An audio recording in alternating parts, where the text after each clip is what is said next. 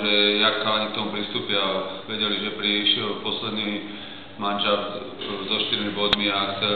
chceli sme vyhrať, lebo potrebovali sme sa naštartovať do ďalších bojov, aj strelecky, a prvá tretina na to nevyzerala, super, vyhrávala 2-1.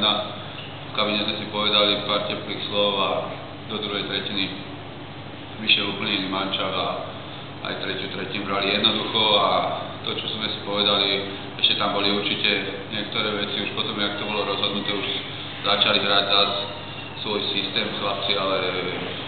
myslím si, že tam, keď sa lámal chlieb, tak išli do toho systému a